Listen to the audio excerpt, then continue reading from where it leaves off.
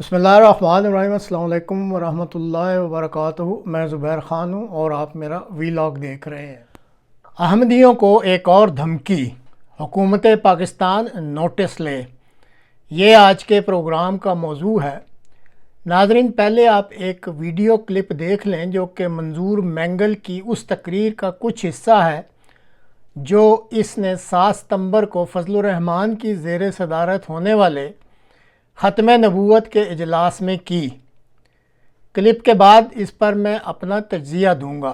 من بدل دینہ فقتلوہ، مسلم شریف کی روایت ہے کہ جو اپنے دین کو چھوڑ کر کے مرتد ہو جائے، یہ سارے مولوی کہتے ہیں کافر ہے کافر ہے کافر ہے، یہودی کافر ہے اور نصارہ کافر ہے۔ کافروں کے ساتھ معاملات کی، مواسات کی، مدارات کی اجازت ہے لیکن موالات کی اجازت نہیں ہے۔ نفلی صدقات کافروں کو، یہودی کو، نصرانی کو دے سکتے ہیں، ہندوؤں کو نفلی صدقہ آپ دے سکتے ہیں، لیکن مرتد کا مسئلہ الگ ہے۔ قادیانی مرتد ہے، مرتد واجب القتل ہے، وہ تھوڑی کافر ہے۔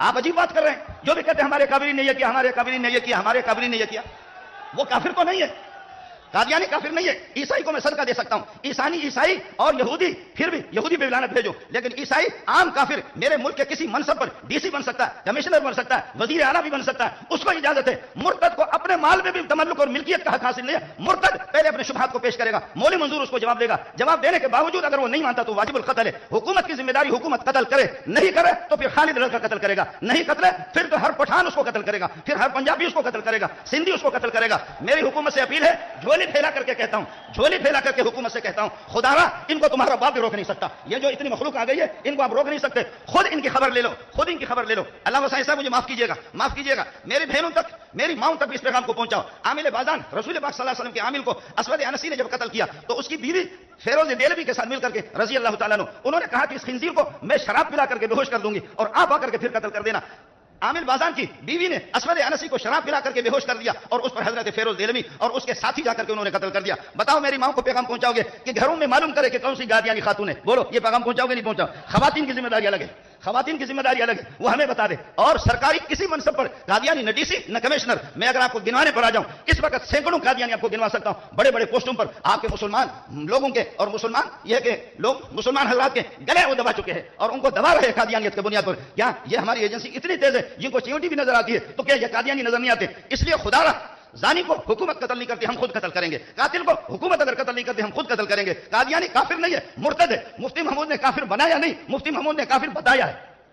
مفتی محمود نے کافر بنایا نہیں، مفتی محمود نے کافر بتایا ہے۔ پاخانہ ہے لیکن آپ اس کو لڈو سمجھتے، مولوی منظور اس کو پاخانہ بتاتا ہے۔ قادیانی پہلے سے کافر ہے، وہ مرتد ہے، بے ایمان ہے، واجب القتل ہے۔ خود سنبھالو حکومت کو ورنہ اس کو کوئی بھی سنبھال نہیں سکتا۔ پھر عوام کو اس کو روک لینا، پھر عوام خود قتل کر دیں گے۔ لیکن اب یہ مسئلہ ہے، یہ قادیانی کافر ہے، واجب القتل ہے، واجب القتل، قتل کون کرے گا؟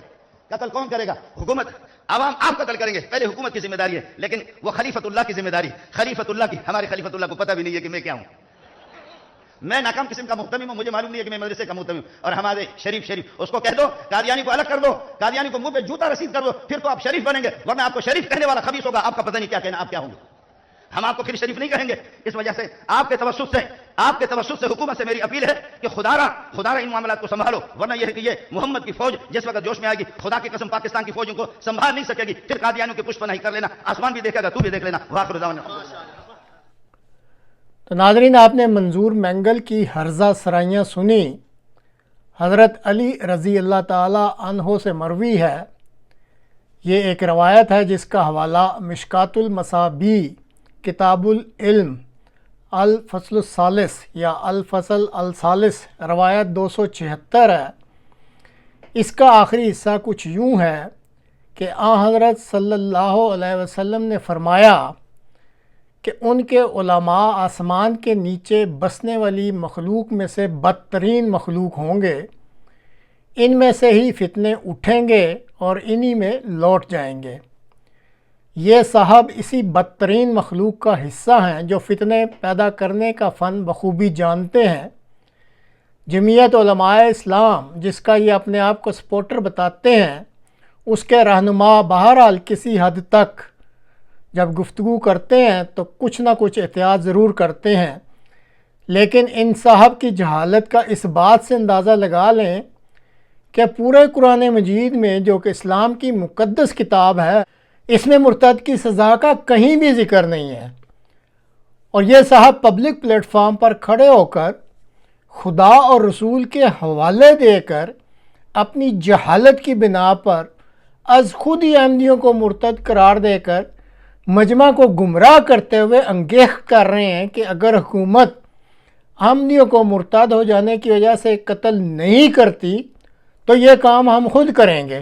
پاکستان کی بدقسمتی ہی یہ ہے کہ اس ملک کی حکمران اشرافیہ نے جب سے اس بدترین مخلوق کو اپنے کندھوں پر بٹھایا ہوا ہے اور ان کے مذہبی لبادہ میں ڈھانپے ہوئے ہر گندے دھندے کو دباؤ میں آ کر قبول کر لیتی ہے، یہ بدترین مخلوق دن بدن اس ملک کا ستیہ ناش کر رہی ہے۔